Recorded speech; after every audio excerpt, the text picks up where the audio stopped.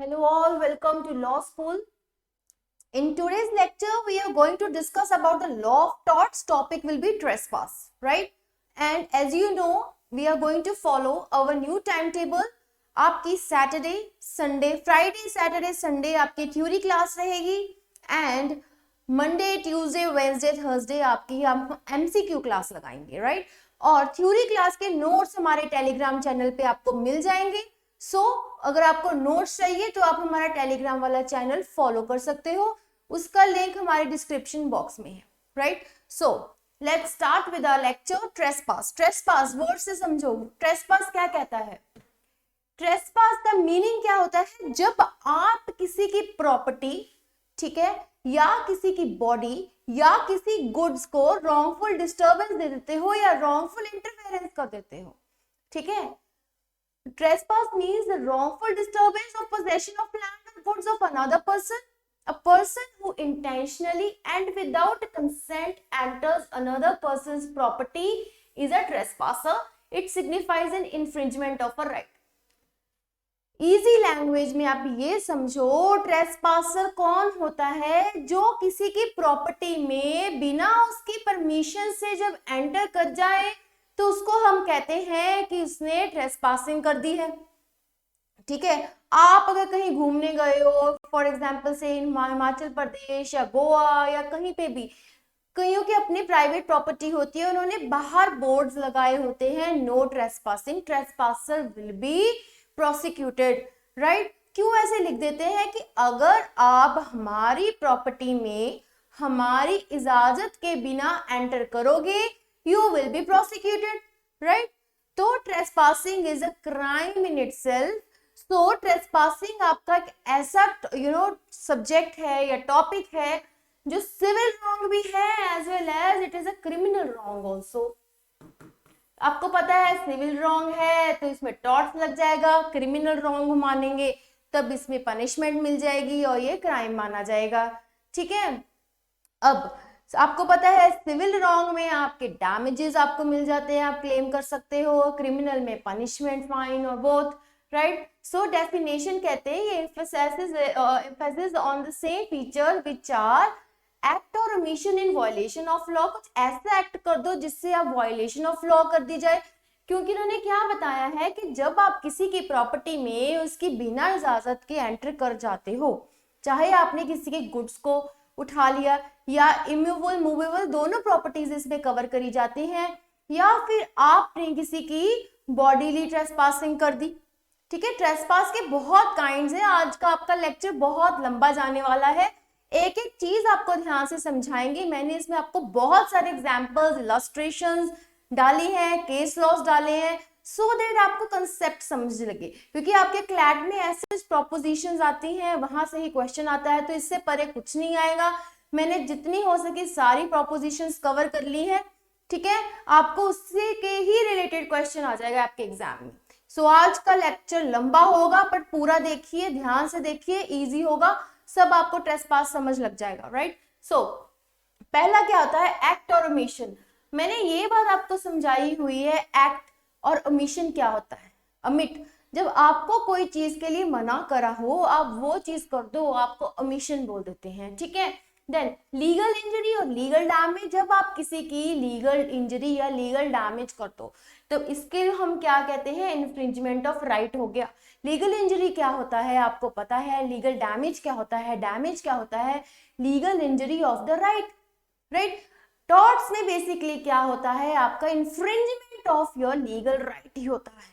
That is why it is a civil, right? Now next, legal remedy by the way of unliquidated damages. तो ये सारे आपके torts के 3 pointers हैं जो ट्रेसपास में हम पढ़ेंगे, टॉर्टिस लायबिलिटी में पढ़ेंगे.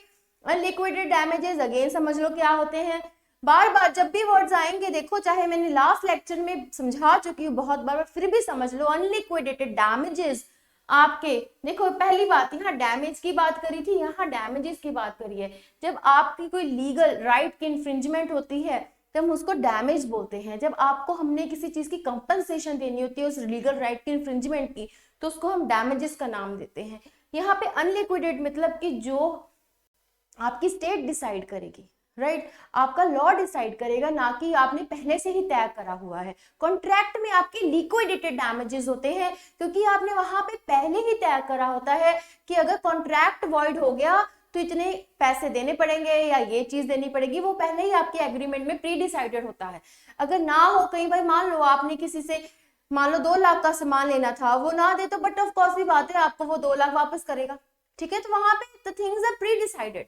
When the damages are pre-decided, it is known as a liquidated damages. And when damages are not pre-decided, those damages are known as unliquidated damages, right? तो आपके टॉर्ट्स में हमेशा हमेशा हमेशा क्वेश्चन आए लॉ ऑफ टॉर्ट्स में कौन से डैमेजेस होते हैं, आपको पता होना चाहिए अनलिक्विडेटेड डैमेजेस। और कैसी इंजरी होती है, लीगल राइट की, इन्फ्रिंजमेंट ऑफ राइट की लीगल इंजरी हम उसको बोलते हैं, ठीक है। इंजरी तो आपको पता है कैसी होती है, बट लीगल यहाँ हमारे लॉ में इंजरी का मतलब क्या होता है, जब आपका इन्फ्रिंजमेंट ऑफ राइट हो जाए तो मान लिया जाता है कि आपकी लीगल इंजरी हुई है। तो ट्रेसपास में आपको याद रखना है यही 3 पॉइंटर्स आएंगे जो हमारे टॉर्ट्स में होते थे, वायलेशन ऑफ लॉ हुआ है, लीगल इंजरी हुई है एंड अनलिक्विडेटेड डैमेजेस आपको मिलेंगे, राइट। तो ट्रेसपास का आप समझ गए ना, जब आप किसी की लैंड में, प्रॉपर्टी में या फिर गुड्स में, ठीक है, मूवेबल इमूवेबल प्रॉपर्टी, राइट, तो आप किसी के इंटेंशनली, यहां वर्ड आ गया इंटेंशनली, और उसकी बिना मर्जी के विदाउट कंसेंट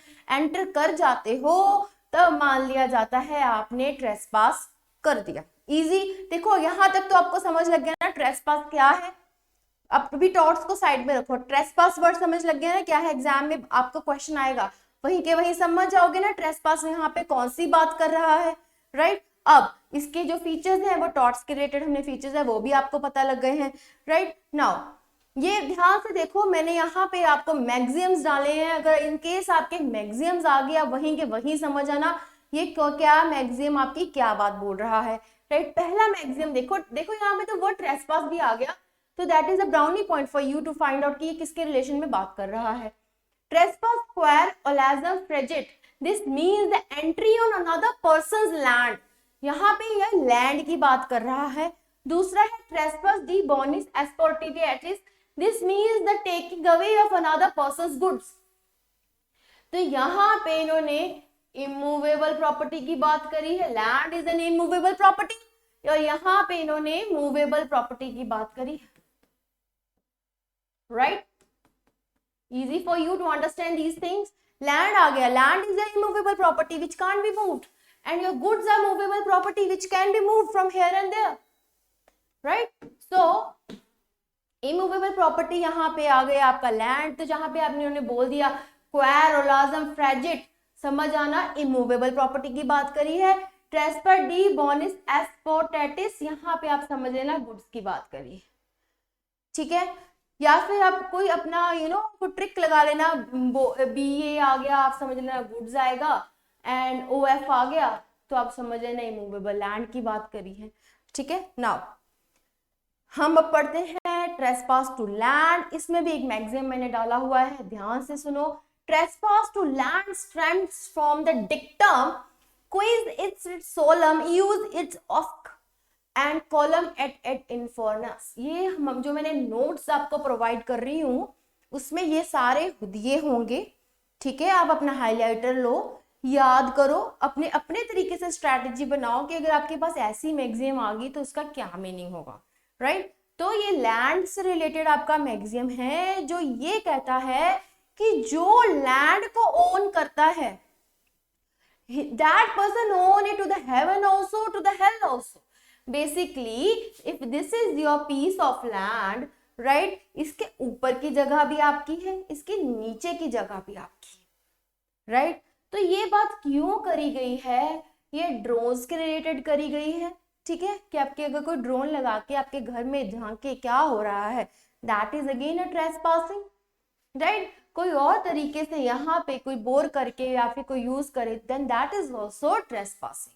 सो ये मैक्सिम आपको ये कहता है, आप देखो यहीं से समझो, ये डिवाइड कर रखा गया है, तो इन्होंने ये बात बोली है कि who owns the land owns it all the way up and all the way down, right? Now land is far more than merely the physical soil. Land ownership has been granted the rights to all the natural resources on the land. Land includes any buildings, any fixtures. अब देखो, अब आपके land पे आपका hand pump लगा है या कोई और भी चीज लगी है, वो आपकी ही है, कोई उसको मिसयूज कर रहा है, then that person will be called as a trespasser, right. तो इन्होंने ये बात करा है कि लैंड में जो चीजें लगी होती हैं, इवन आप अपने TPA transfer of property act में भी ये चीजें पढ़ोगे, जो लैंड के साथ चीजें लगी हुई हैं, ये बता रहे fixtures attached to the ground like houses, walls, standing crops, the ground itself, their space above, the ground below to the reasonable height or depth in relation to normal use of land। तो वो सारे आपके land के part बन जाते हैं, ठीक है।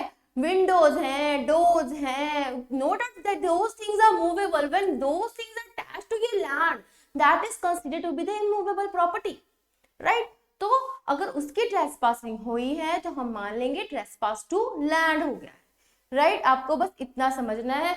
दूसरी बात इसमें ये समझनी है कि रीजनेबल हाइट और रीजनेबल डेप्थ भी आपकी काउंट करी जाएगी, उसकी ट्रेसपासिंग हो गई, you will B liable for the punishment for the trespassing, right? Now, trespass to land, समझो, in the case of trespass to land, the unlawful land infringement must be direct। अभी देखो, आपको ये डायरेक्ट वर्ड आया है, कहते कि आप जब कभी किसी के लैंड में इंफ्रिंजमेंट या इंटरफेरेंस कर देते हो, वो डायरेक्ट होनी चाहिए। आपको पता था जो हमने न्यूसेंस पढ़ा था,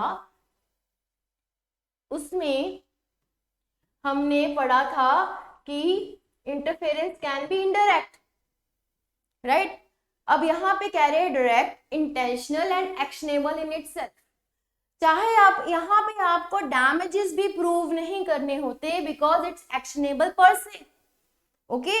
एंड आपका न्यूसेंस क्या था, उसमें आपको डैमेजेस प्रूव करने पड़ते थे, it was not actionable in itself, right. So the entry must be intentional in the sense that the trespasser intending to go, यहाँ पे intention दिखानी बहुत जरूरी है, right, onto that particular land, the trespasser's intention to trespass is not at all necessary, right। देखो यहाँ पे कहते हैं कि ट्रेसपासर की intention to go into that particular land ही काफी है, इंटेंशन टू ट्रेसपास थी नहीं थी, दैट इज इमटेरियल। जब आप किसी की प्रॉपर्टी में एंटर कर रहे हो, then you will be consider as the trespasser, because the infringement is direct, intentional and it is actionable in itself.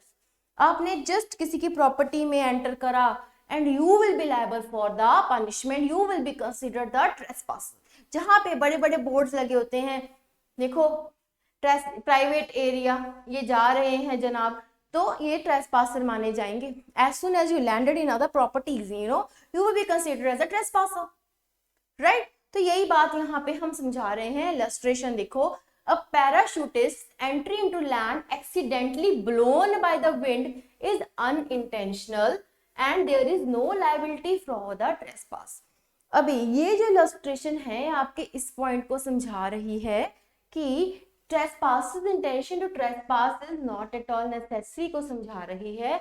अब इन्होंने कैसी illustration दी, अब पैराशूटिस्ट था, अब एक्सीडेंटली उसको डिफेंस मिल गया इस बात का, उसका जो वो पैराशूट था एक्सीडेंटली ब्लो कर गया विंड के साथ किसी और के लैंड पे, वहां पे वो लैंड कर गया।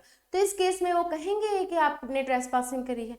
नहीं करेंगे, क्योंकि वहां एक्सीडेंटली ब्लोन हो गया था। अगर वो जानबूझ के, इंटेंशन देखनी है, जानबूझ के अगर कोई जाता है, इतना भी शो हो जाए, अगर वहां पे ऐसा होता ना कि कोई हवा भी नहीं चली, कुछ भी नहीं चला, बट वो जान के उसके लैंड में उतरा, तब हमने माना था ट्रेसपासिंग हुई है। But accidentally blown by the wind, उसकी अपनी मर्जी नहीं थी, वो खुद ब खुद ही बेचारा चले गया उसके लैंड में, तो इस केस में हम मानेंगे ट्रेसपासिंग नहीं हुई है। प्लीज इसके डिफरेंसेस समझो, छोटी छोटी बारीक चीजें हैं, ठीक है। आपको बस ये देखना है कि डायरेक्ट हो, एक्शनेबल इन पर से, and it should be intentional, right. Now how it is committed, trespass to land may be committed in 3 situations, in each case the entry must be without justification। the cases are, पहला entering the land of the plaintiff, पहले plaintiff, अब देखो जो victim होता है या complainant करता है, कंप्लेंट करता है, उसको हम प्लेंटिफ बोलते हैं, और वही आपके खिलाफ केस करेगा, तो आप डिफेंडेंट हो जाओगे। तो जब आप किसी की प्लेंटिफ के लैंड में एंटर करते हो, ठीक है, तो कहते हैं in order to constitute a trespass entry is very much essential. तो पहली बात आपकी क्या आ जाएगी कि आपकी एंट्री जो है इसेंशियल मानी जाएगी, कि आपने अगर एंट्री उसमें कर दी, ठीक है, अब ये ए की प्रॉपर्टी है, आप बी हो, यहाँ उसका वरांडा है, यहाँ उसका गेट लगा है, ठीक है, आप जब यहाँ पे ही घुस गए तो मान ली जाएगी in order to constitute a trespass entry is essential. यहाँ खड़े हो नो ट्रेसपासिंग, यहाँ आगे यस ट्रेसपासिंग, यहाँ आगे फिर भी trespassing. Okay, entry must be without permission. Without permission क्यों?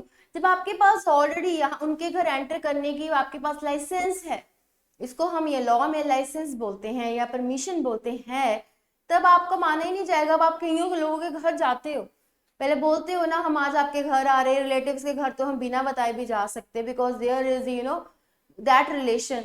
बट आपने किसी अननोन पर्सन के घर जाना हो या कभी आप कहीं किसी को इनवाइट करने जाते हो तो पहले पूछते हो आज हम आपके घर आ जाए, आप हो घर पे, ठीक है ना।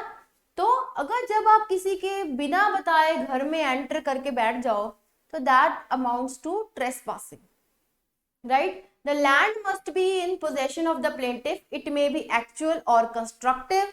अब देखो जो ये लैंड है ये कहते हैं प्लेंटिफ के पोजेशन में होना चाहिए। इट मे बी एक्चुअल और कंस्ट्रक्टिव। यहाँ एक्चुअल और कंस्ट्रक्टिव का क्या मीनिंग है? Actual meaning you are the actual possessor of that, you have the actual possession of that property.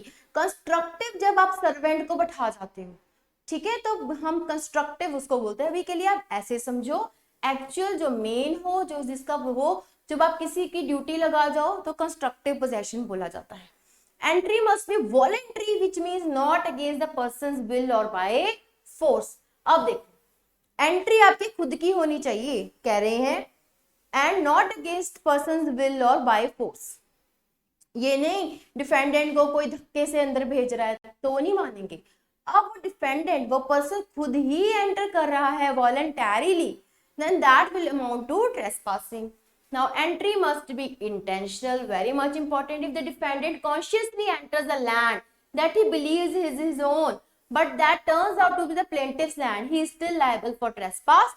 It is irrelevant that the defendant made a reasonable mistake and was not negligent. देखो ये बहुत ही आपका point important है, इसके related आपके case आएगा अगर आएगा एग्जाम में। तो ये क्या कह रहा है, अगर डिफेंडेंट कहता है उसको लगा मिस्टेकनली, उसको लगा कि ये तो मेरी प्रॉपर्टी है और उसकी प्रॉपर्टी में वो एंटर कर जाता है, ठीक है, तो कहते हैं ये हमारा रेलेवेंट नहीं फैक्ट माना जाएगा कि उसने बाय मिस्टेक या नेग्लिजेंसली एंटर कर गया, ठीक है, वो फिर भी he will be liable for the trespassing, right. तो ये पॉइंट यहाँ ये बोल रहा है डिफेंडेंट आगे आप समझो जो बंदा एंटर कर रहा है, प्लेंटिफ जिसकी प्रॉपर्टी में वो एंटर हो रहा है, राइट। तो क्या क्या चीजें आपको नोट करनी है, पहली entry should be essential, that should be without permission, right. Possession किसी का भी हो सकता है, प्लेंटिफ का कंस्ट्रक्टिवली और एक्चुअल में। और फोर्थ पॉइंट हमने क्या पढ़ा, वॉलंटरी होनी चाहिए, इंटेंशनली होनी चाहिए, ठीक है। और लास्ट में हमने क्या पढ़ा कि गलती बाय मिस्टेक भी हो गया तो that will not be considered कि उसने रीजनल मिस्टेक करी या नहीं करी, but he will be still be liable for the trespass. Okay, ये पॉइंट समझ लग गए।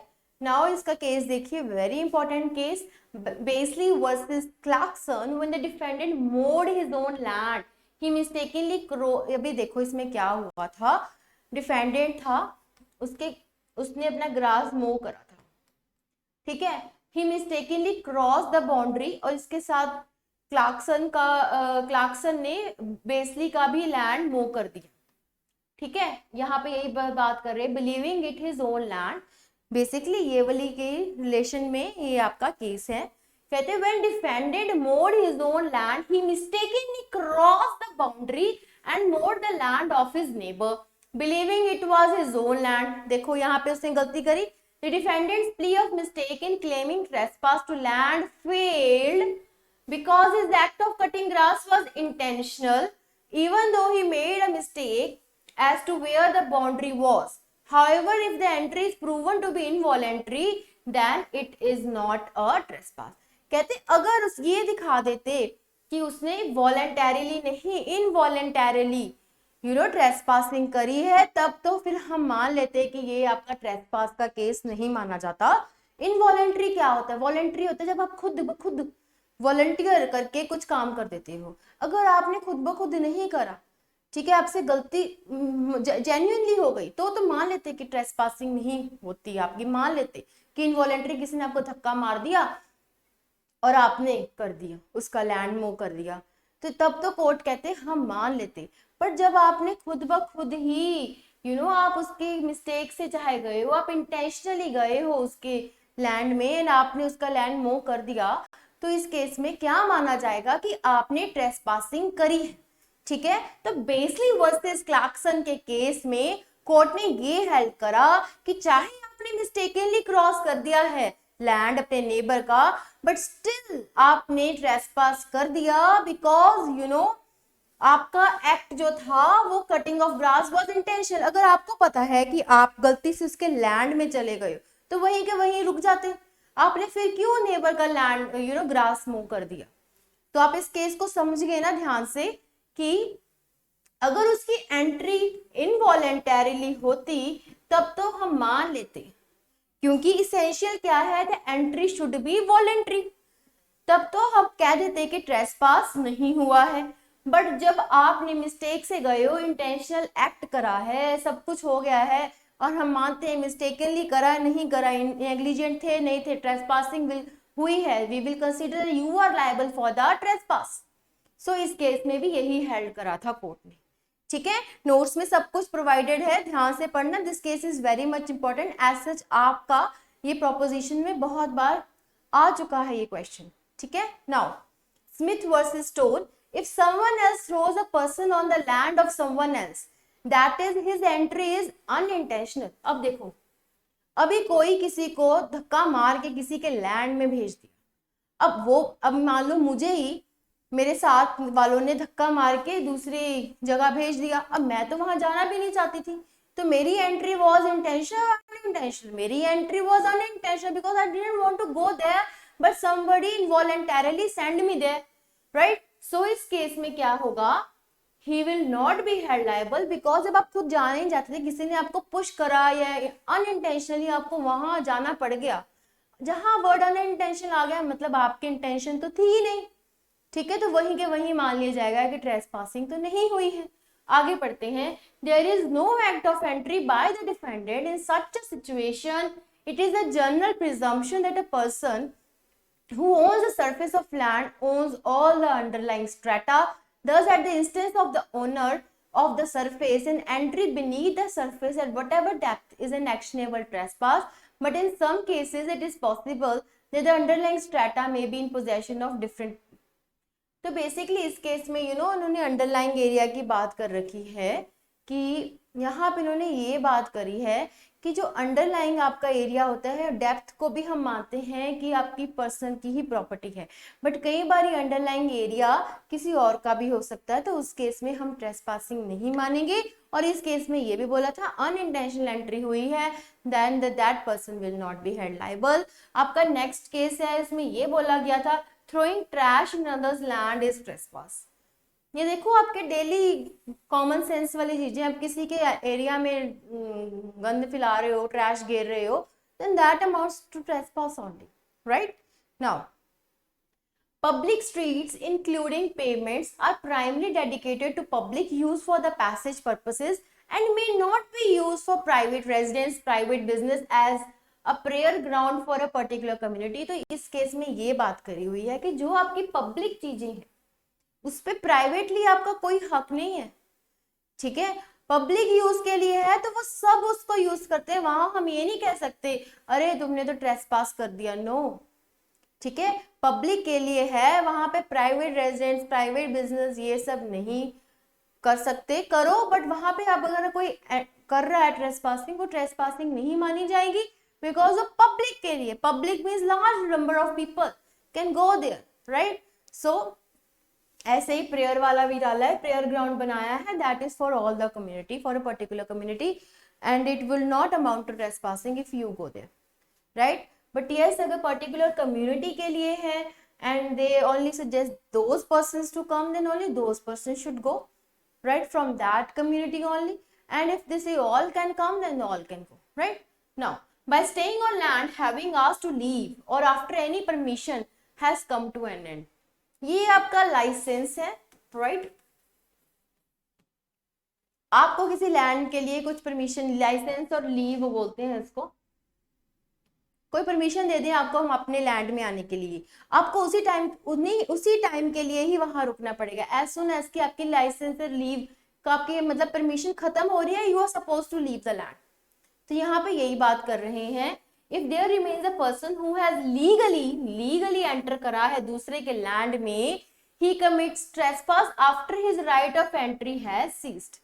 तो यहाँ इसका क्या मतलब है, अगर आपकी लीगली किसी ने आपको इजाजत दी है अपने एरिया में आने के लिए, एज सुन एज आपकी परमिशन खत्म हो रही है, you are suppose to leave the place. अगर आप वहां पे रहते हो, ठीक है, देन आपको माना जाएगा कि आपने अपना ट्रेसपास कमिट कर दिया है, बिकॉज जो आपका राइट मिला था एंट्री का वो सीज मतलब खत्म हो चुका है। अब जब वो खत्म हो चुका है फिर भी वहां पे हो, then that will amount to trespass, right? His misconduct relates back to making his original entry torturous, and he is liable for damages not just for the entry itself but for all the subsequent acts. This is referred to as trespass ab initio, and abuse will make the original entry illegal. अभी किसी ने देखो कहते धक्के से torturers तरीके से entry ली है, तब ये माना जाएगा कि आपका तो स्टार्टिंग में ही एब इनिशियो कहता है for the initial stage only मान लिया जाएगा कि आपने ट्रेसपासिंग कर दी है, ठीक है। एंड आपने जो एंट्री ली है आपकी रीजनल एंट्री भी इलीगल मानी जाएगी अगर आप किसी मिसकंडक्ट से कहीं पे एंट्री लेते हो। तो यहाँ पे ये बात इन्होंने समझाई हुई है। अब ये केस देखो, गोलक पटेल वो काट लिमिटेड वर्सेस दुंदिया गुरु श्रीहा हिरेमात। देखो केस तो ऐसा आपका नहीं पूछते, प्रोपोजिशन इसके फैक्ट्स पे आ जाती है प्रोपोजिशन, सो फैक्ट्स ध्यान में रखा करो अपने। ये मत सोचना कि अभी आप जुडिशरी की तैयारी नहीं कर रहे जो आपको पूरे केस रटने हैं, ठीक है। प्रोपोजिशन के फैक्ट्स समझो, उनको ध्यान से समझो कि वो क्या कह रही है, ठीक है। Although entry into the property may be legal, therefore if possession continues even after permission has been given, it may amount to trespass ab initio. देखो इजीली समझो, इतने टाइम फ्रेम के लिए मान लो आपके पास 10 AM से लेके 12 नून तक टाइम था एक जगह पे रुकने का ए के पास, ठीक है। ए इतने टाइम पे तो रुके, बट उसके बाद क्या हुआ, जब परमिशन खत्म हो गई 12 नून से, तो ये फिर भी जनाब यहाँ पे बैठे हैं 4 बजे तक। तो ये वाली जो इनकी एंट्री होगी इस जगह पे, that will be considered to be the trespass. Why? Because इनके पास सिर्फ इसी का ही लाइसेंस था यहाँ, and he was suppose to leave at 12 noon, right. So, कहते हैं trespass in torts can be continued one again if the entry was legal, but if subsequently abused and continued after the permission has been determined, the infringement may be ab initio. कहते हैं यहाँ तक था, इसके बाद वो abuse कर करके और रुकता है तो भी मान लिया जाएगा कि यहाँ से जब उसका टाइम था 12:01 से 4 तक, that will be considered कि उसने स्टार्टिंग से ही trespass ab initio हो गया, उसकी एंट्री ही इलीगल है, ठीक है। सो आपको ध्यान रखना है इस सारी चीज़ों का। अगर आपको in your day to day life also आपको कुछ परमिशन मिलती है इतने टाइम के लिए कहीं पे स्टे करने के लिए, तो वही स्टे उतने टाइम के लिए ही करिए। मेक श्योर कि आप उतने टाइम से पहले निकल जाओ, सो दैट ट्रेसपासिंग ना हो। कई बार लीनियंट होती है, कोई आपको दे देते हैं 5-10 मिनट का extra time, but sometimes they are very strict, they will just say कि आप you are liable for the trespassing. Now a licensee whose license has been terminated or is extinguished by expiry may be sued as a trespasser if upon request he does not vacate a reasonable time has elapsed. अब देखो reasonable time, वही ना मैंने आपको बताया, कई बार reasonable time आपको दे देते हैं बट आप उतने टाइम में अगर नहीं वकेट कर पाते और आपका टाइम भी निकल जाता है, आप माने जाओगे कि आपने ट्रेसपासिंग की है, आप you will be sued as trespasser. तो इस केस में भी यही बात समझाई हुई थी। ठीक है, now trespass by interference with the land of another. यहाँ पे जब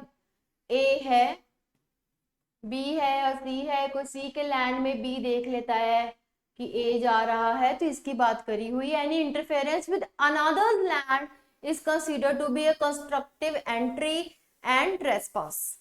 ठीक है, एग्जाम्पल समझो, थ्रोइंग स्टोन्स और materials over neighbouring land, it may also be a gas और invisible fumes, driving a nail into person's wall, placing anything against the plaintiff's wall, planting trees in plaintiff's land, or placing any chattel upon plaintiff's land is trespass by interference on the land of another person। तो ये sorry, यहाँ पे इन्होंने इसकी नहीं, ये बात करी हुई है कि जब आप किसी की interference with another's land is considered to be the constructive entry. Constructive मैंने समझाया था, actual possession who is the main possessor. Constructive possession वो होती है जिसको आप ड्यूटी दे देते हो। यहाँ पे आपको मान लिया जाएगा कि आपने कंस्ट्रक्टिव एंट्री करी है, और ये सारे इसके एग्जाम्पल्स हैं। नेल लगा दी किसी की, या कोई गैस लीक कर दी साथ के घर में, ठीक है, और उसको न्यूसेंस भी क्रिएट हो जाएगा। तभी न्यूसेंस और ट्रेसपास में डिफरेंस है। ठीक है, बट ट्रेसपास तो वही के वही प्रूव हो जाता है, न्यूसेंस के लिए आपको डैमेजेस जो है प्रूव करने पड़ते हैं। ठीक है, अब यहाँ पे इन्होंने क्या करा है, प्लांटिंग ट्री कर दिया अपने प्लेंटिफ के लैंड में, या कोई और अपना शैटल भेज दिया प्लेंटिफ के लैंड में, तो ये सब बातें कह रहे हैं आपके ट्रेसपासिंग के लिए अमाउंट करेगी। नेक्स्ट केस देखो, it was said in Abul Gani versus Saruram, इसमें मोस्टली ट्रैश की ही इन्होंने फिल्दी वाटर की शायद बात करी हुई है। The discharge of filthy water from a spout in defendant's house on the plaintiff's land is trespass. अब आप अपने घर से दूसरे के लैंड में गंदा पानी गिरवा रहे हो, ठीक है, नाली से ऐसे जा रहा है, then that will also amount to trespass. Right, now अब हमने देखो ट्रेसपास टू लैंड पर पढ़ लिया है, हमने इमूवेबल प्रॉपर्टी आज कवर कर ली है अभी। ठीक है, अब हम करेंगे पर्सन कवर। इसके बाद देखते हैं मूवेबल करते हैं या किसी और टाइप का करते हैं। तो हमारी इमूवेबल प्रॉपर्टी की सारी चीजें हो गई। आपको क्या क्या ध्यान रखनी है, इंटेंशनल होना चाहिए, ठीक है, आप वॉलंटरली गए हो, ठीक है, और क्या होना है, डैमेज हो गया है, कोई इन्फ्रिंजमेंट ऑफ राइट हो गया है, वो सब सारे इसेंशियल से आपको याद रखने हैं, तभी हम मानेंगे कि आपका जो है इमूवेबल प्रॉपर्टी का ट्रेसपास हो गया है। ठीक है, और आपको जो टाइम दिया गया हुआ है उसी टाइम को फॉलो करिए, उसके एक्स्ट्रा रुकते हो that will amount to trespass. ठीक है, और हमने क्या देखा, आप मिस्टेकली किसी की प्रॉपर्टी में चले जाते हो, आप बोलते हो कि मेरे से मिस्टेक हो गया, then that will also amount to trespass until unless your entry was involuntarily। right now अभी देखो ट्रेसपास टू पर्सन, ये वैसे आपके क्रिमिनल लॉ में ज्यादा बढ़िया से समझाए गए हैं, बट ये टॉर्ट्स में भी आते हैं। असॉल्ट क्या होता है, जब आप किसी को डराते धमकाते हो, लाइक मैं कह दूं मैं तेरे थप्पड़ मारूंगी, बोलूं अगर मैं स्लैप दूंगी जोर से या मुक्का मारूंगी जोर से, तो ये एक असॉल्ट का तरीका माना जाता है। ठीक है, तो पढ़ते हैं क्या कहते हैं। Assault has been defined as an attempt और ऑफर।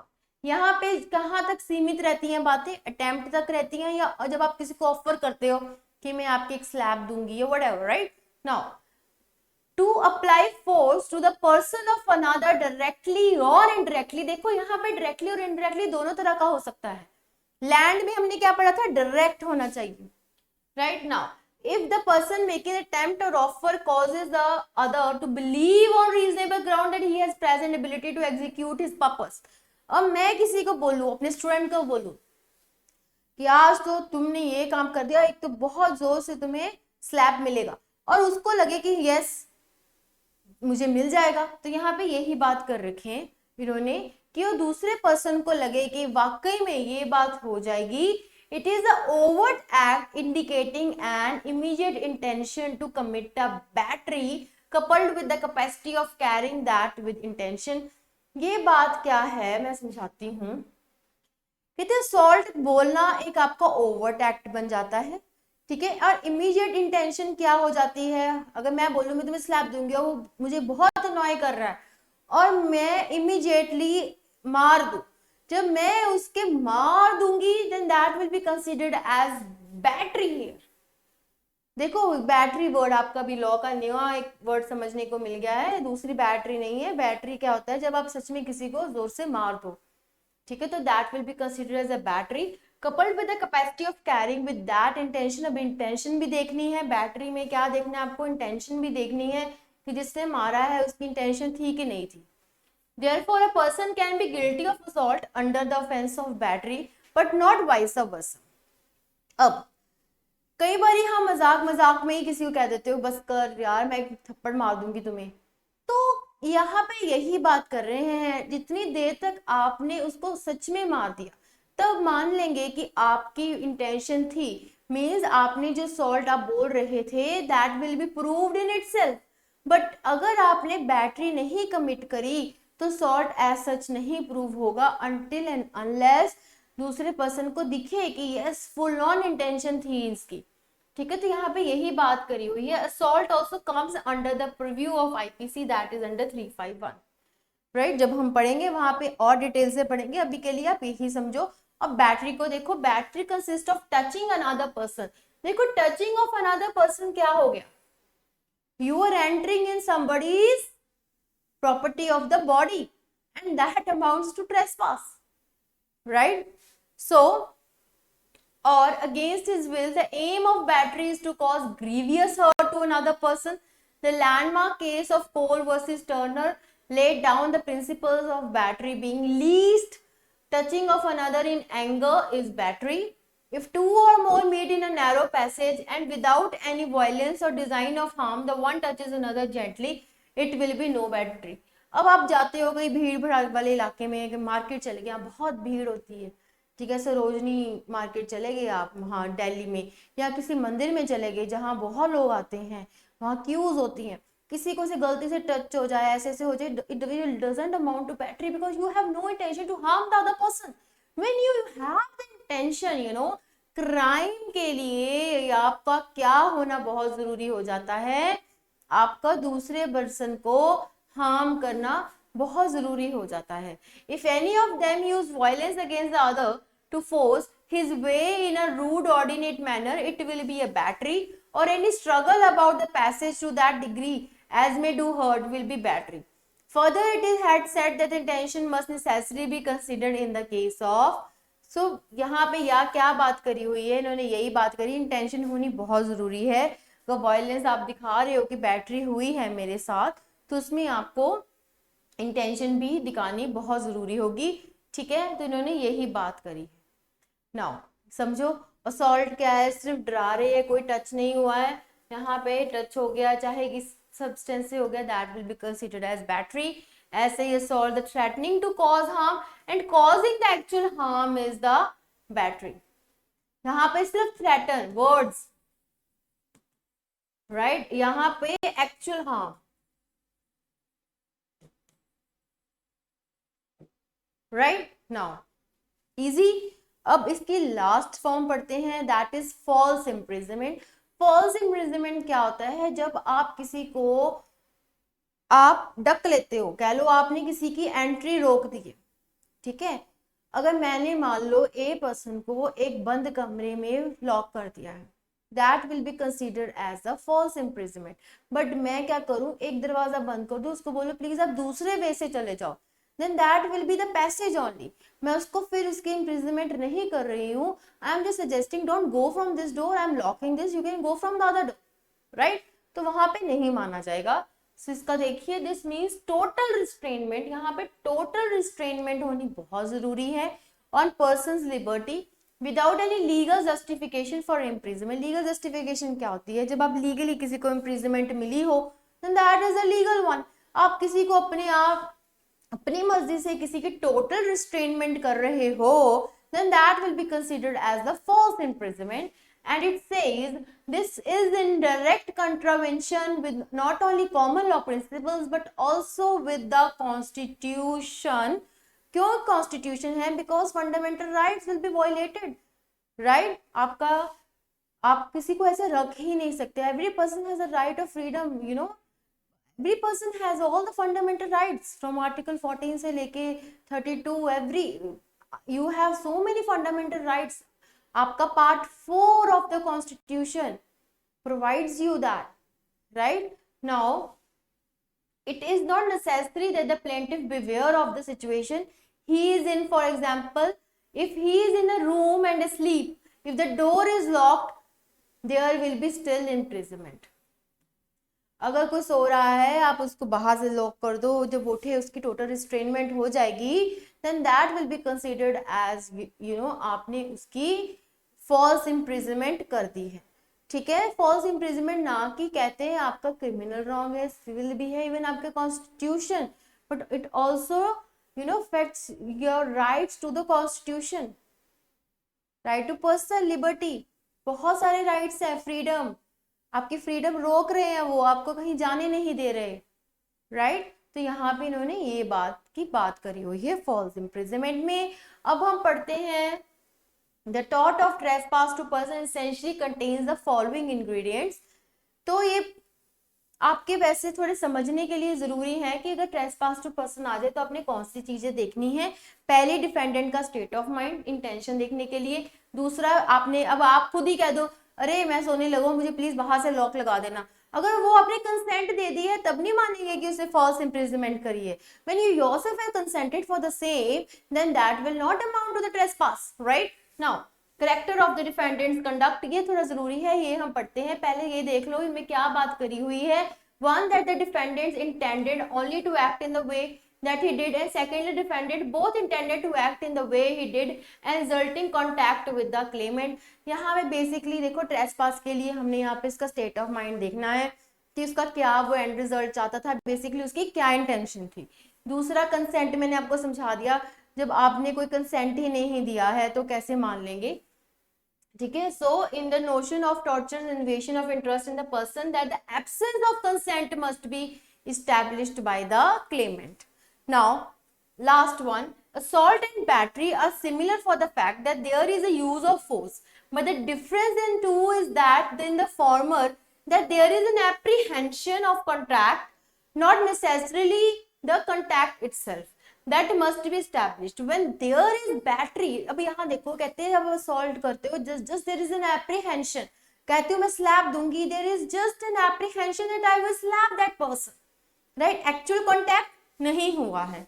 अब बैटरी में कहते क्या होता है, assault will also exist, मैंने वही आपको समझाई थी. बैटरी में आपका assault मान लिया जाएगा exist हुआ है और बैटरी भी हुई है. ठीक है, assault will also exist, however not vice versa.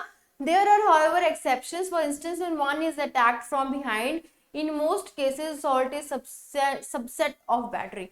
अब बेसिकली उन्होंने ये बात करी हुई है कि अगर मैं सामने से बोलूंगी तो मैं स्लैप दूंगी और फिर मैंने दे दिया, असॉल्ट भी करा, बैटरी भी करी, बट मैं पीछे से अटैक कर रही हूँ, मैंने असॉल्ट तो कुछ करा ही नहीं, उसको पहले से पता ही नहीं था, मैंने सीधा ही कर दिया, तो that will amount to battery itself.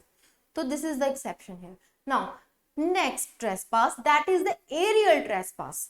वही ड्रोन वाली इसमें बात मैंने जो आपको बताई थी. The land owner has a right to the air space above the surface ad infinitum. The ordinary rule is that whoever has a solemn, whoever has a sight is the owner of all up to the sky and down to the earth center. In modern times, the owner has a right to air and space above his land is limited to the height required for the ordinary use.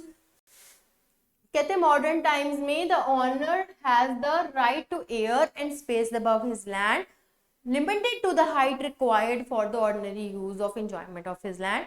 तो उन्होंने aerial trespass हमने यहाँ पे पढ़ना है. Cases देख लो, proposition के लिए ही ये तो करवा रही हूँ आपको, कि इन केस आपका एरियल ट्रेसपास का क्वेश्चन आ गया, आपको पता होना चाहिए कि वो होता क्या है, right? An advertising sign erected by the defendants over the plaintiff's single-story shop projected into the airspace. The defendant argued that the incumbent space invasion was not trespass but a nuisance alone. अब देखो उसकी जो advertisement का sign था, उसके plaintiff की single storey shop थी, उसकी एयर स्पेस जो ऊपर था उस पर प्रोजेक्ट हो गया. तो डिफेंडेंट ने क्या बोला उन्होंने ये आर्ग्यू करा कि ये ट्रेसपासिंग नहीं है, ये तो मेयर न्यूसेंस है.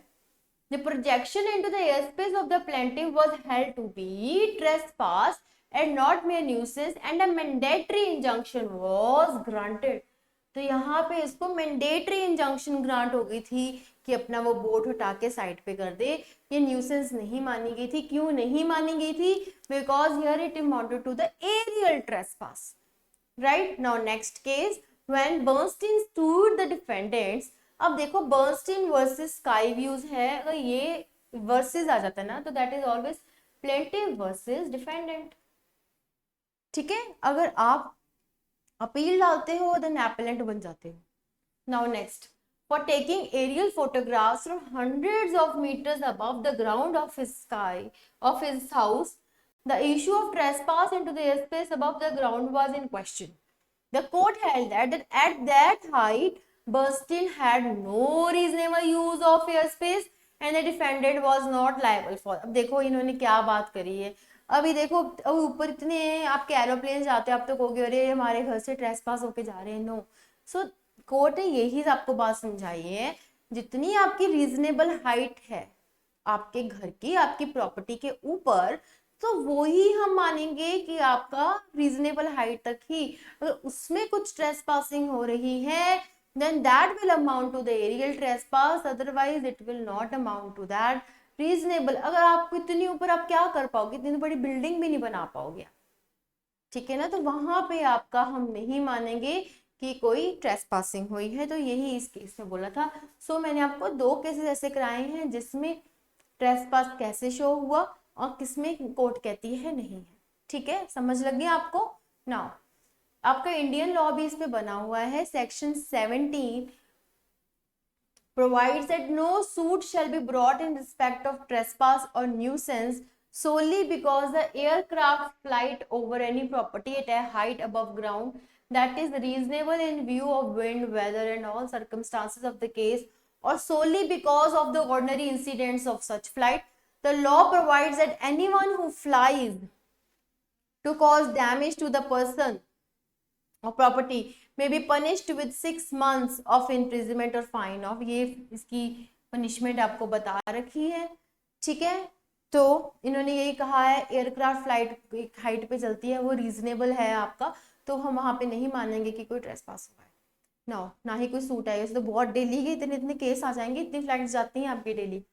Now trespass to movable property goods, very important. Now क्यों इंपॉर्टेंट है? क्योंकि हमने इमूवेबल कर लिया,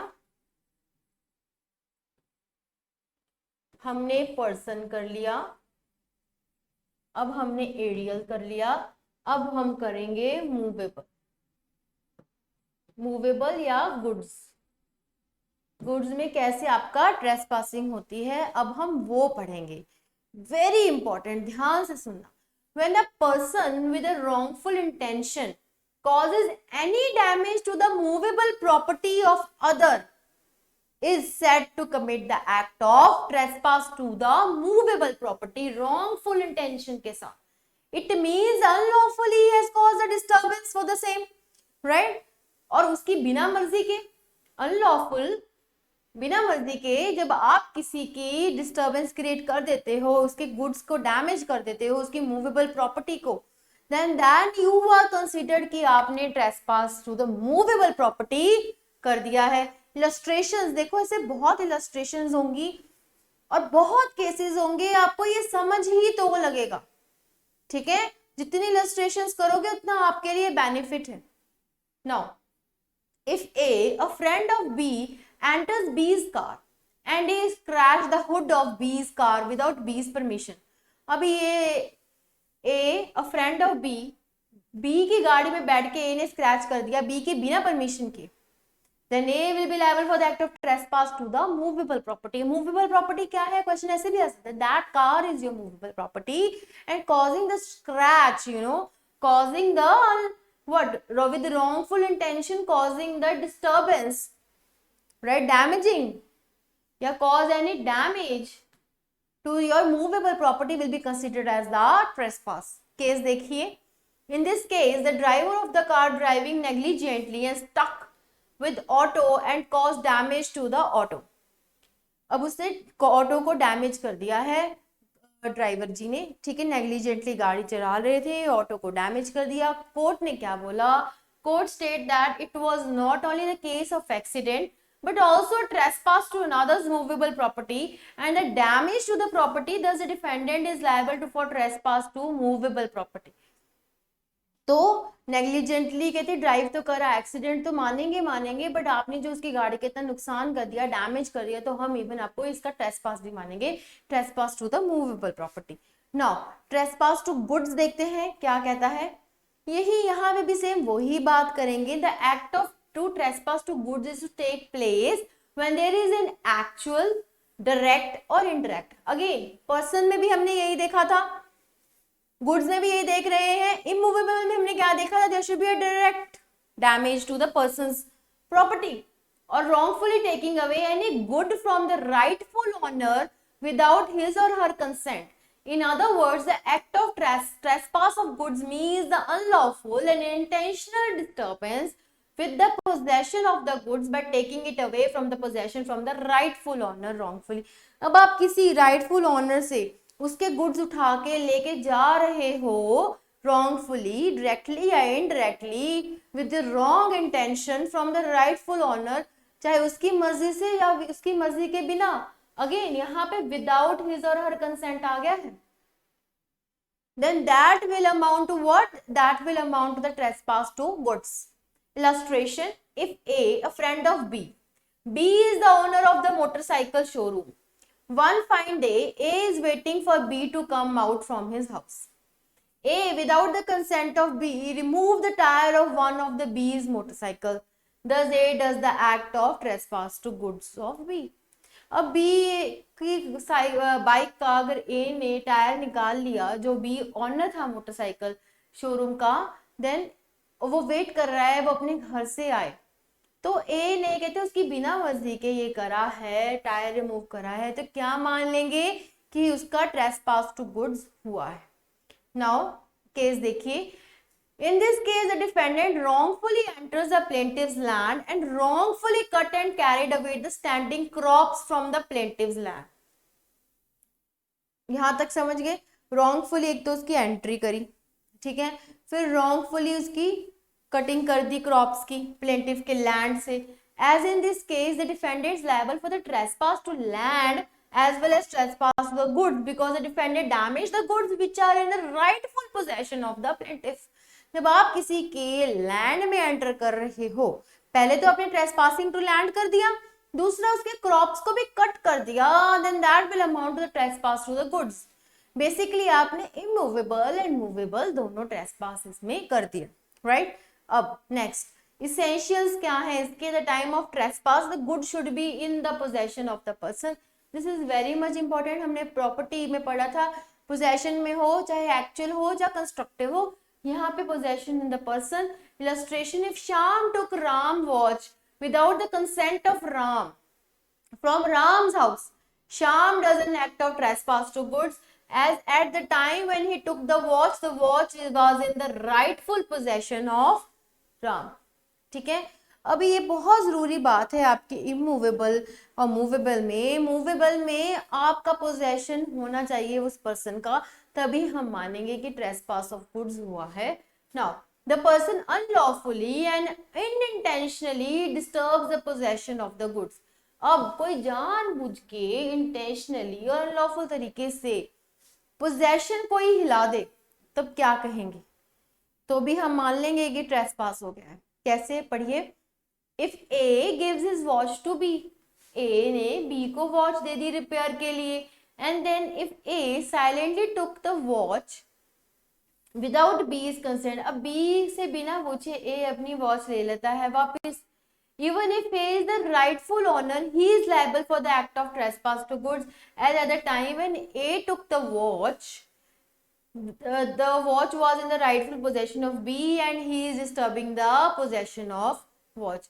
अब आपने B को ठीक करने के लिए दी है, आप उसकी बिना मर्जी देखते हो, कोई भी नहीं उठा के ले आते हो, तो यहाँ पे आपने ट्रेसपास कर दिया, क्योंकि उस वक्त राइटफुल पोजेशन उसके किसके पास था? वो B के पास था, जिससे को आपने रिपेयर करने के लिए वो वॉच दी है, right? Now next trespass ab initio, हमने पहले पढ़ा ट्रेसपास ऑफ गुड्स, अब पढ़ेंगे ट्रेसपास एब इनिशियो। इनिशियली ही जब आप किसी की ट्रेसपासिंग कर देते हो तो मान लिया जाता है कि आपकी स्टार्टिंग में ही इनिशियली आपने ट्रेसपासिंग कर दी थी।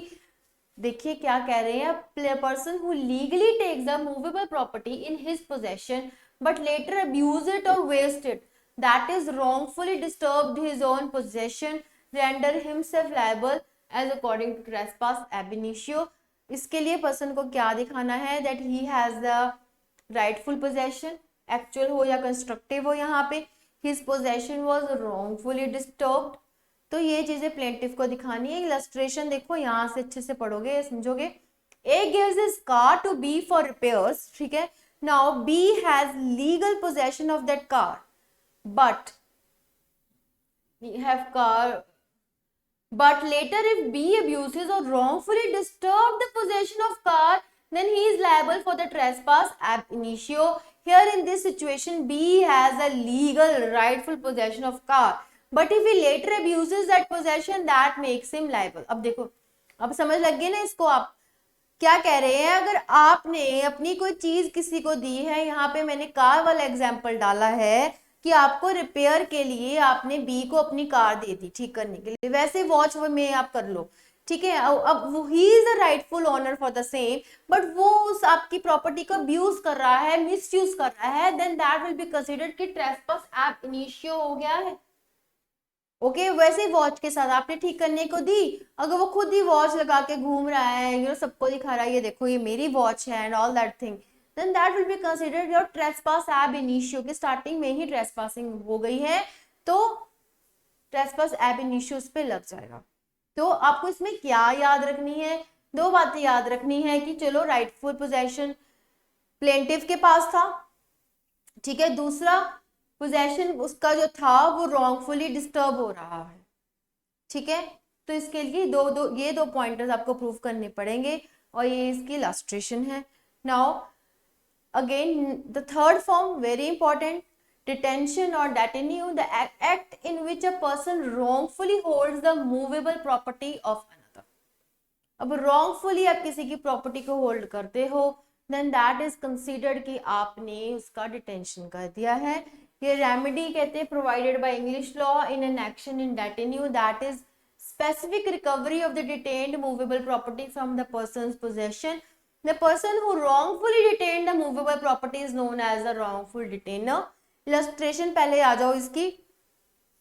If A gives his pressure cooker to B for repair, later A pays for the service to the B, but even after receiving the payment, B denied to give the cooker to A, this act of B is the act of detention।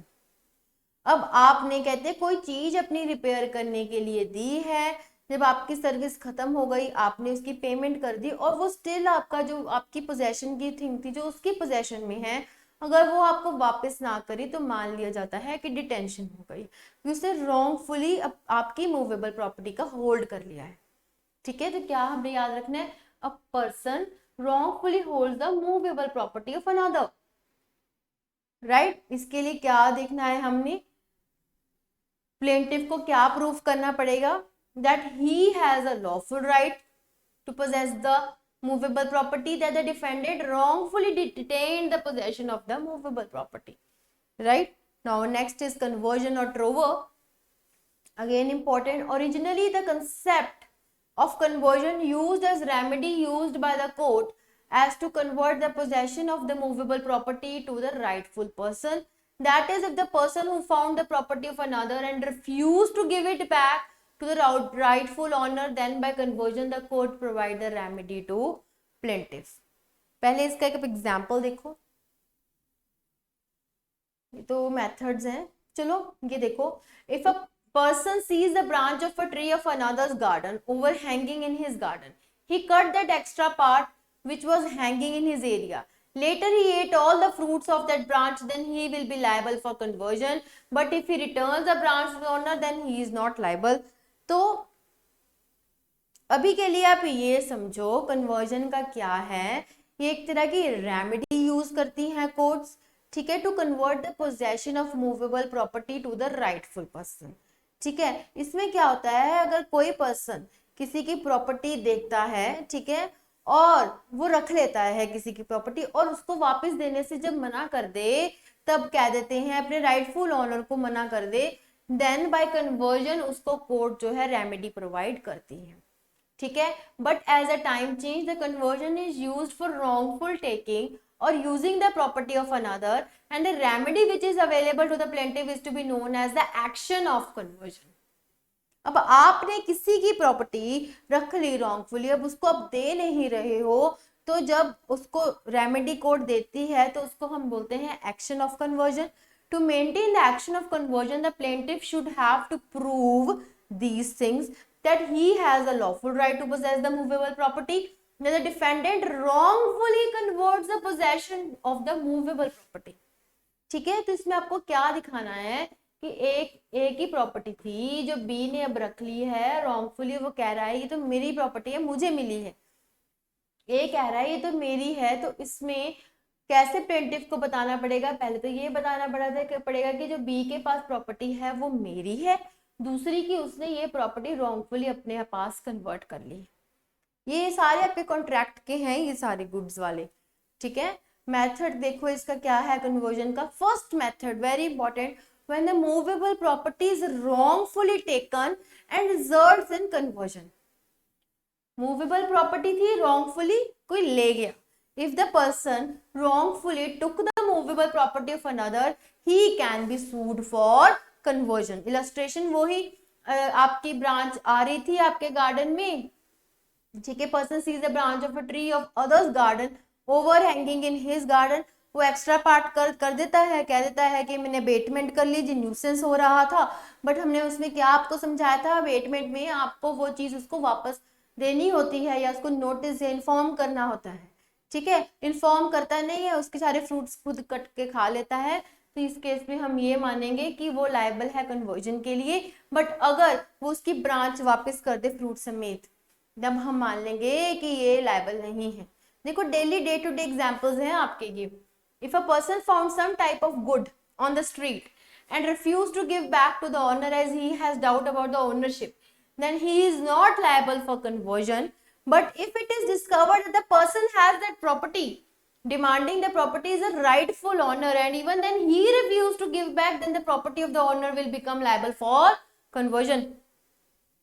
अब आपको कोई street से चीज मिल रही है, ठीक है, आप कह रहे हो ये मेरी है, और कोई कहता है नहीं नहीं ये तो मेरी है, अगर आपको लग रहा है वो झूठ बोल रहा है, he is not the rightful owner for the same, तब मान लेंगे कि ठीक है. बट जब वो प्रूव कर दे, आपको दिखा दे कि अरे यार ये मेरी ही चीज है, मेरी गिरेगी, तुम अपनी मत बनाओ, तब that person has the right and that person can sue you for conversion. Right now, next, when movable property wrongfully sold and result in conversion, कहते हैं a wrongful sale of movable property is also considered as a conversion. ध्यान से देखना, ये आ रखा है आपके PU वाले लॉ एग्जाम में, 5 ईयर वाले में कन्वर्जन का क्वेश्चन आ रखा था भी रिसेंटली.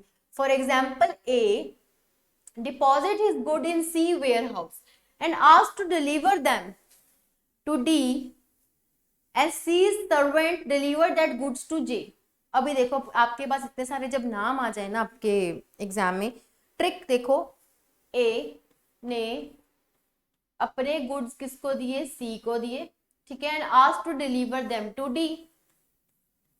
ए ने अपने गुड्स सी को दिए, सी को बोला तुम डी को डिलीवर कर दो, ठीक है. सी का जो सर्वेंट है वो किसको दे देता है, जे को दे देता है. वे डी डिमांड्स, अब डी ए से मांग रहा है कि अरे यार तुम्हारे गुड्स नहीं आए, then the C should be stopped from denying that he had the goods and is liable to D for the conversion of the goods on which D has the rightful possession. अब इस case में आपको क्या करना है, यहाँ पे उसका स्टॉपर लग जाएगा, उसने जे को दे दिए, और अब सी विल बी लाइबल कि जो उसने इसको ओनरशिप दे दी वो जबकि डी की थी, ठीक है, and D will be liable for the conversion of the goods. वो सू कर सकता है because D was the rightful owner for the goods, because A को डी को देने थे. Okay, understood this proposition. Now अब गलती सारी सी ने करी है यहाँ पे, ये बात याद रखना, and C will be stopped here from denying that he had the goods and is liable. अब C will be liable to D for this conversion because D has the rightful possession. कि C ने J को दिए हैं, here C will be liable for this conversion, right? Now, deposited his movable property. A ने अपनी movable property C के warehouse में रख दी and ask him to deliver it to D. But C अब wrongfully sold कर दी Z को. So here C is responsible for the wrongful sale of A's movable property. अब यहाँ पे देखो क्या था, यहाँ पे डिलीवरी करनी थी गुड्स की. C ने J को कर दी अगर, तो यहाँ पे D मतलब here C will be liable to D. But यहाँ पे जब सेल ही कर दी A की, जो A ने D को सेल करनी थी, ठीक है, और उसने C को कर दी, here A's movable property की जो सेल हुई है, here C will be liable for the A because sale उसने A की प्रॉपर्टी की कर दी है यहाँ पे, राइट? करनी D को थी, कर दी Z को. दोनों केसेस में आपने डिफरेंस समझ लिया. तो यहाँ पे हमने क्या पढ़ना है कि जब आप रॉन्गफुली डिलीवर या सोल्ड कर देते हो तो उस केस में भी आपका कन्वर्जन लग जाता है, right? Now third point, when movable property wrongfully detained and result in conversion. यहाँ पे देखो आपका डिटेन्यू या डिटेन वाला लग जाता है. मूवेबल प्रॉपर्टी वो जब आप रॉन्गफुली डिटेन कर लेते हो किसी की प्रॉपर्टी तो वो कन्वर्जन बन जाती है. When any person wrongfully detain the possession of the movable property of another person then he is liable for conversion. Illustration क्या है? If A gives his bike to V for repairing and later when A demanded back and paid V for his service as well, but V denied the denial of V results in wrongful detention of good. A ने तो V को bike दी थी repair करने के लिए, V ने A ने वापस मांगी और अपनी सर्विसेज के लिए पे भी कर दिया जो हमने डिटेंशन में पढ़ा था, बट V ने यहाँ बिल्कुल ही मना कर दिया. और जो इसने V ने मना करा वो डिटेंशन तो हुई, इवन वो क्या बन जाती है, डिटेंशन तो हो गया यहाँ पे, बट ये क्या बन गई, या कन्वर्जन बन गई, बिकॉज रॉन्गफुली उसने उसकी प्रॉपर्टी को रख लिया. That's why, right? Now fourth last one now for the conversion, when movable property wrongfully destroyed and resulted in conversion. ठीक है, when the person destroys the wrongful property of another person then he is liable for the conversion. अब आप किसी की movable property को destroy कर रहे हो, दूसरे की मूवेबल प्रॉपर्टी को, then you will be liable for the conversion for that property. Illustration क्या कहती है? If A took the bottle of wine from C's collection and destroy all the wine from it and refill it with the water, that act of A will amount to act of conversion. अब देखो जो ये बहुत ही आपका common example है.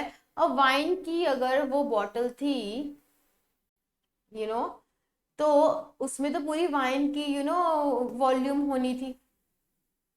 अब उसमें आपने वो तो रख ली, अब उसको सारा डिस्ट्रॉय कर दिया, इसको पानी से भर दिया, वॉल्यूम तो वाइन की जो है कम हो जाएगी ना, इसका कोई मतलब नहीं है. तो this act will amount to the conversion act when you destroy, wrongfully destroy and resulted in the conversion, right? Now another type of trespass, that is continuing trespass.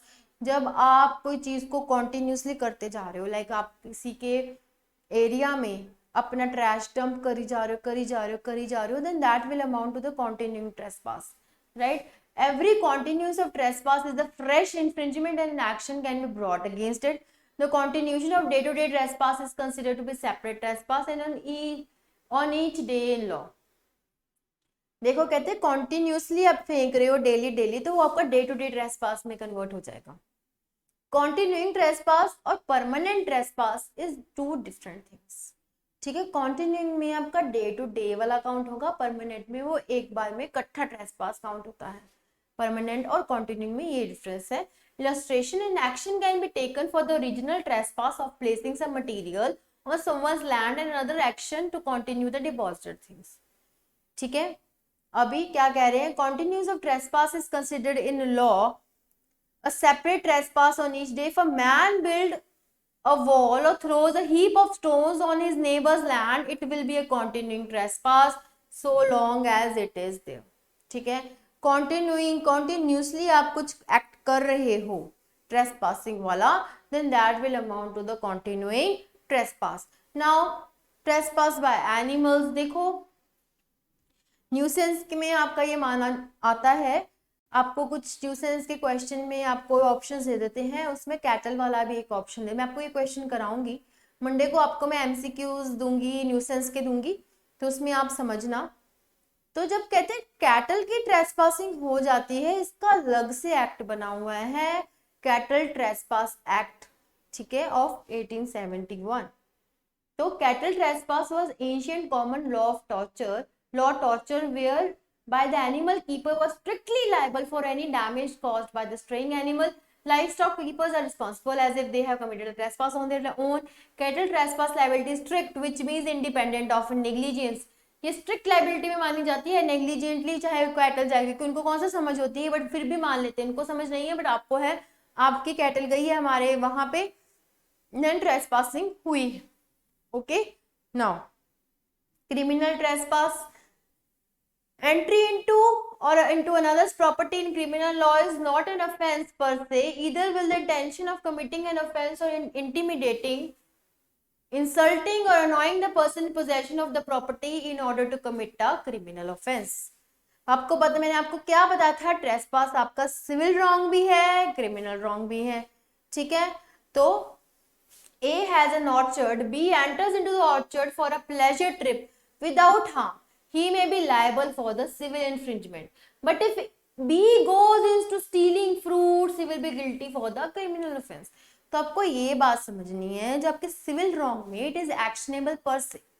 ठीक है, आप किसी की ऑर्चर्ड में घुस गए हो, एंटर कर गए हो देखने के लिए, पर किसी को कोई हार्म नहीं कर रहे, but still you will be liable for the trespass to the land, right? And you will be liable for the civil infringement of entering into another's property. But if you steal the goods, steal the fruits there, then you will be up stealing कर रहे हो, theft कर रहे हो, then that will amount to the criminal trespass. यहाँ पे ये बात समझाई हुई है. अभी trespass का बताया, intentionally mistake liable, involuntarily हमने पढ़ा था, you will not be held liable. Now what are the remedies? क्या remedy ले सकते हो आप इसमें? ठीक है, the person whose land is infringed may bring an action for trespass against the wrongdoer. He may also forcefully defend his possession against the trespasser. He may forcibly eject him. तो पहला damages के through, a claim for damages in order to recover any financial loss suffered as a result of an infringement may be made, or alternatively nominal sum may be voided if no damage is suffered. ठीक है, दूसरा कैसे आप remedy ले सकते हो, by the form of injunction. In some cases of land trespass, the claimant may not want, जैसे हमने पढ़ा था एरियल ट्रेसपास में, उस वहां पे कोर्ट ने उसको मैंडेटरी इंजंक्शन देती थी कि वो उसके एरियल उसमें आ रहा है और एरियल ट्रेसपास हो रहा है, तो इंजंक्शन के थ्रू उन्होंने ले लिया था कि वहां पे उसका स्टे लग गया था कि नहीं, वो लगा ही नहीं सकता बोर्ड. ठीक है, a court order to prevent a continuing or future infringement or perhaps a statement of unlawful infringement, in cases में इंजंक्शन मिल सकती. एग्जाम्पल क्या है, asking someone to remove his tree, या किसी को बोल दो कि रिमूव कर दो ट्री को, या बोल दो कि आपको यहाँ पे ट्रैश नहीं फेंकना है, यहाँ पे कुछ स्टोन्स नहीं फेंकने, तो वहाँ इन केसेस में इंजंक्शन परमानेंट तरीके से या टेम्पररी तरीके से किसी भी फॉर्म से उसको मिल सकती है. Now, proving possession at the time of trespass is important when initiating an action. But of course ये बात है, अगर आपको दिखाना है कि मेरी प्रॉपर्टी में इमूवेबल है, मूवेबल है, पर्सन है, किसी भी तरीके की प्रॉपर्टी है, आपको दिखाना है उसमें ट्रेसपासिंग हुई है, तो कैसे दिखाओगे? आपको ये चीज दिखानी होगी कि ये जो प्रॉपर्टी है वो मेरे पोजेशन में है, ये मेरी है, चाहे एक्चुअल पोजेशन है चाहे कंस्ट्रक्टिव पोजेशन है. Right now, possession means having something at your own disposal or the right to use it exclusively. It is protected in its own right. According to Salmond, The possession of a material object is the continuing exercise of a claim to exclusive use of it. It has two elements that are mental and physical. The mental element is called as the animus and the physical element is known as corpus. तो ये आपके सेलमेंट ने दी रखी है. देखो मैंने क्यों डाली है चीजें. अगर ट्रेसपास पे आपके 450 वर्ड्स का आ गया तो वो कुछ भी डाल सकते हैं. तो ये जो इम्पोर्टेंट पॉइंटर्स हैं, हम तो मेरी तो पूरी कोशिश है कि आपको कहीं पे भी कोई भी चीज छूटे ना. ठीक है, आप कहीं पे भी देख रहे हैं ना, जितने मैंने आपको फॉर्म ऑफ ट्रेसपास कराए हैं ना, कोई कहीं पे नहीं कराया होगा. ये सब बातें तो कहीं बताई भी नहीं होगी आपको. ठीक है, तो क्या कहते हैं सेलमन, ये जूरिस्ट है हमारे. ठीक है, इन्होंने ये बात बोली है कि possession of a material object is a continuing exercise. कहते it is a continuing exercise. आप किसी की चीज कोई पोजेशन में है तो वो कॉन्टिन्यूइंग एक्सरसाइज ही है ना उसकी. ठीक है, it has two elements that are mental and physical. Mental को उन्होंने बोला है एनिमस एंड फिजिकल को बोला है कॉर्पस. ठीक है, animus denotes the possessor's intention regarding things and corpus consists of the external facts in which this intention realized, embodied or fulfilled itself. It thinks the physical possession does not give possession right. Who holds it? कहते हैं अभी आपने किसी और को अपनी चीज 2 minute के लिए पकड़ा ली, डजंट मीन कि वो उसकी पोजेशन में. तो physical possession does not give the person the right possession. ठीक है, the right to hold it. So physical को हम कॉर्पस बोलेंगे. अभी के लिए याद करो, animals means the mental possession. Now example देखो, A has gone to a car showroom and is examining the vehicle's different feature and taking the test drive. The car is in his custody while driving the car, but not in his possession. But he is in full possession of it if he runs away the car. Here he has both animus and possession necessary, and he can exclude others except the car shop owner. The wrongful possession is therefore protected by law against all but the wrongful possession. तो यहाँ पे ये बात बोली हुई है कि देखो आपके पास फिजिकल पोजेशन तो हो गया, कॉर्पस तो आपके पास आ गया, बट मेंटली तो पता है ना वो किसकी है, ओरिजिनल ओनर की है. तो यहाँ पे ये बात उन्होंने समझाई हुई है. राइट, अब इसके डिफेंसेस रेमेडीज हमने कर ली, इंजंक्शन के तौर पे होती है और डैमेजेस आप ले सकते हो. डिफेंसेस इसके ये हैं. डिफेंसेस क्या क्या है, exercise of easement and prescription. Prescription और ईजमेंट्री अगर आपके पास राइट है then that will be considered as an defense. अब आपके पास for example बहुत सालों से 20 ईयर प्लस इसमें मानते हैं हम कि आपके घर के जाने का किसी के घर से रास्ता था. ठीक है, वो ऐसे इन्होंने एक गली सी बना रखी थी, वहीं से रोज आते जाते थे इतने सालों से. अब वो ये नहीं कह सकते कि आप तो भी हमारी ट्रेसपासिंग हो रही है, क्योंकि ये चीज तो थी आपका, ये ईजमेंट्री राइट बन जाता है आफ्टर 20 ईयर्स. ठीक है, लिमिटेशन एक्ट में लिखी हुई है ये बात, और ये प्रिस्क्रिप्शन का फॉर्म ले लेती हैं, तब ये एक गुड डिफेंस माना जाता है कि ये ट्रेसपासर के against it is a good defence. Leave and licence, अब ये भी एक डिफेंस है. आपके पास लीव और लाइसेंस है, इतनी देर वहां स्टे करने का, लीव करने का टाइम है, then that is also considered to be the good defense. Now acts of necessity, when you अभी कोई आपके पास बहुत ही जरूरी नेसेसिटी एक्ट आ गया एंड आपको वो करना ही करना था जिससे आपने ट्रेसपासिंग करनी ही करनी थी, तब हम मान लेंगे कि इट्स अ गुड डिफेंस. तब उस वक्त नेसेसिटी थी कि आपको वो चीज करनी थी, तभी आपने उसकी ट्रेसपासिंग कर दी. ठीक है, मान लो कोई किसी को कोई हार्म हो रहा है, आप किसी के लैंड में फटाफट घुस के उसको निकाल देते हो. You know there is some old woman and she is knocked inside the room and she is you know आवाज मार रही है, कोई बचा लो मुझे बचा लो. किसी के घर में जाते हो, उसको बचा लेते हो, then that will be considered as an act of necessity. Now self defence में जब आप किसी को ट्रेसपास कर दो, then that is considered to be a good defense. आपको पता है सेल्फ डिफेंस का is the good defence. Now authority, अब लॉ ने कोई अथॉरिटी दे रखी है, कोई स्टैट्यूटरी अथॉरिटी है, स्टैट्यूट ने बना रखा है, then that is also a good defence. Now re entry on land, अब किसी की लैंड में आपकी री एंट्री हो रही है, then that is also considered to be a good defence. Retaking of goods and chattel, वही अब रीटेकिंग ऑफ गुड्स और अपने शैटल को लेके आ जा रहे हो, then that is also can be considered as a good defence. And abating nuisance, nuisance का ये एक रेमेडी है abatement. Abatement is known as the self help. अब किसी की ट्री की श्रब्स आपके गार्डन में आ रही हैं, इसके लिए आपको प्रायर नोटिस उसको इन्फॉर्म करना बहुत जरूरी होता है, ठीक है। तो बेटिंग में क्या करना होता है, abatement is considered to be self good defence and या सेल्फ हेल्प माना जाता है इसको। किसी की श्रब्स आपके गार्डन में आ रही है, आप उनको पहले इन्फॉर्म कर दो कि देखो आपकी श्रब्स बहुत हमारे गार्डन में आ रही है, और वो कह दे ठीक है आप प्लीज कट करवा देना, आप कट करवा के उनको बाहर रखवा दो, उनको बता दो ये रही।